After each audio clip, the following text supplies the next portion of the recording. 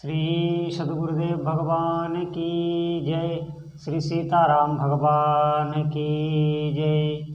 श्री राधा रमण लाल की जय। श्री गौरी शंकर महादेव की जय। सभी दर्शकों और भक्तों के चरणों में कोटि कोटि प्रणाम। सबको प्रेम भरा जय जय श्री राधे। आज का सत्संग बहुत विशेष है।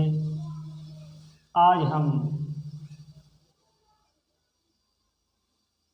साधन भजन की वो बातें बताएंगे जिससे हृदय की सारी मलिनता दूर हो जाती है और शीघ्र ही जो भागवतिक अनुभव है, जो अंतर जगत की अनुभूतियाँ हैं, वो प्रकाशित होने लगती हैं। ये सत्संग बहुत ही महत्वपूर्ण है, कृपया पूरा सुने।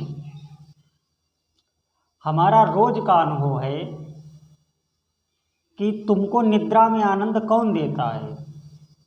बहुत बड़ा राजा है, सब बातों से सुखी है, क्या उसे रानी से आनंद मिलता है? क्या उसे राजमहल से आनंद मिलता है? सब छोड़कर जब यह सो जाता है तब उसे आनंद मिलता है। रानी को, राजमहल को जब वह भूल जाता है तब उसे निद्रा आती है और तब ही आनंद मिलता है। क्योंकि जब तक वह सब कुछ भूलेगा नहीं तब तक आप देखना निद्रा नहीं आती। निद्रा में जब सब विस्मरण होने लगता है तब नींद आती है। कितने ही तो नींद के लिए गोली लेते हैं जिससे नींद आवे। अरे निद्रा में एक पैसा मिलता नहीं, खाने को मिलता नहीं, मौज शौक मिलता नहीं, फिर भी निद्रा में तुम्हें क्यों आनंद आता है? निद्रा में तुमको कौन आनंद देता है? निद्रा में शांति कहाँ से मिलती है? मनुष्य को सब सुख मिले पर उसे नींद ना आवे तो मनुष्य पागल जैसा हो जाता है, उसे चैन नहीं पड़ता। निद्रा तो आनी ही चाहिए, कारण निद्रा में शांति मिलती है, आनंद मिलता है। मगर निद्रा में मनुष्य को शांति देता कौन है? चारपाई पर पड़ने पर जिसको जगत याद आता है उसको नींद नहीं आती। कोई अति सुंदर स्वरूप आँख में आवे तो निद्रा नहीं आती।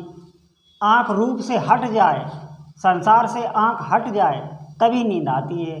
कान को कोई शब्द सुनाई पड़े तो निद्रा नहीं आती। धीरे धीरे जब वह सब भुला देता है, जब जगत को भुला देता है तब मन अंतर्मुख होता है और इंद्रियां जब विषयों को छोड़ देती हैं तभी अंदर विराजे हुए चेतन परमात्मा के साथ सो जाती हैं।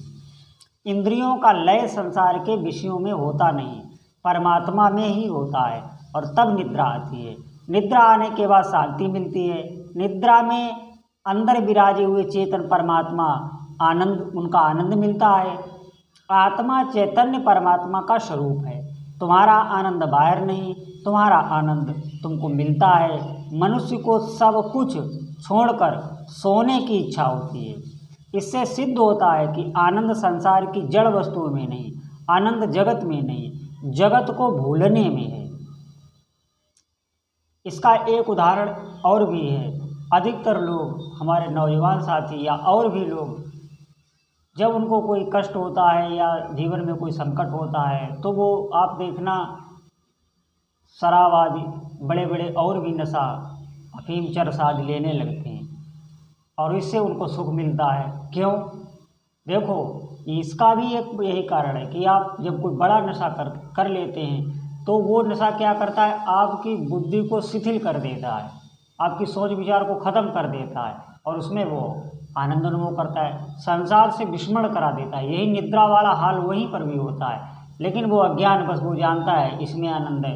वही निद्रा में होता है तो संसार को भूलने में आनंद होता है। नशे में भी संसार को वो भुला देता है, इसी में उसको आनंद का अनुभव होता है। वही बात यहाँ पर कही जा रही है। इससे ऐसा सिद्ध होता है कि आनंद संसार की जड़ वस्तुओं में नहीं, आनंद इस जगत में नहीं, आनंद जगत को भूलने में है। तुम आनंद स्वरूप ही हो, तुम्हारा आनंद तुम्हारे पास ही है। आनंद स्वरूप परमात्मा सब में चैतन्य रूप से निवास करते हैं। आनंद निरपेक्ष रहता है तो टिकता है, सापेक्ष होता है तो टिकता नहीं। जब तक मनुष्य को अन्य किसी से आनंद मिलता है तब तक मानना कि पीछे दुख खड़ा हुआ है। तुम दूसरे से आनंद लेने जाओगे तो दुखी होगे। निद्रा में मन जैसा शांत रहता है, ऐसा जागृत अवस्था में अगर रहे तो जहाँ जाओ वहाँ आनंद ही आनंद हो। दीपक में जब तक तेल है तब तक वह जलता है। दीपक का तेल समाप्त हुआ कि दीपक शांत हो जाता है। उसी प्रकार मन में संसार हो, जब तक मन भी जलता है परंतु मन में संसार ना रहे तो मन शांत हो जाता है। चारपाई पर पड़ने के बाद मन से संसार निकल जाता है और मन से संसार निकला तभी मन शांत हो गया। संसार को छोड़कर कहाँ जाओगे? संसार को मन में से निकालने का प्रयत्न करो। संसार को छोड़ना नहीं। आप जैसे भी हैं, जहाँ भी हैं, जिस भी अवस्था में हैं, जिस भी परिस्थिति में रहें, उसको छोड़कर भागना नहीं। वहीं रहकर उसे निकालने का प्रयत्न करो। बाहर का संसार तुमको त्रास देगा, माने आपको दुख देने वाला नहीं है। बाहर का संसार आपको दुख देने वाला नहीं। संसार जो मन में है वही तो रुलाने वाला है। परमात्मा के स्मरण करने से, तन्मय होने से, उनके नाम में या मंत्र में मन लगाने से संसार धीरे धीरे बाहर हो जाएगा। श्री राम का, श्री कृष्ण का, श्री शिव जी का ध्यान स्मरण करते हुए जो तन्मय हो जाते हैं उनके मन में संसार रहता नहीं। तुम एकदम संसार को मन में से निकालने जाओगे तो संसार मन में और अधिक आवेगा। जैसे हम कोई कचरा निकालने जाते हैं, झाड़ू बुहारू आदि लगाते हैं तो कचरा हमारे ऊपर भी आता है। उसी प्रकार मन में से संसार को निकालना चाहोगे तो मन संसार का चिंतन करेगा। और ऐसा करने की अपेक्षा ठीक उपाय यही है कि मन से प्रभु के नाम का स्मरण करें, प्रभु के रूप का स्मरण करें, प्रभु के मंत्र का स्मरण करने का अभ्यास करो। और परमात्मा के स्मरण में तन्मय बनोगे तो मन में से संसार निकल जाएगा। फिर आप निहाल हो जाओगे। आपके जीवन के सारे कष्ट दूर हो जाएंगे। आपका जीवन सुखमय हो जाएगा। आप आनंद से ओतप्रोत हो जाएंगे। फिर कोई शंका नहीं रहेगी। फिर कहीं जाने की ज़रूरत नहीं, फिर कहीं भटकने की ज़रूरत नहीं। आप किसी से आशीर्वाद मांगने की ज़रूरत नहीं।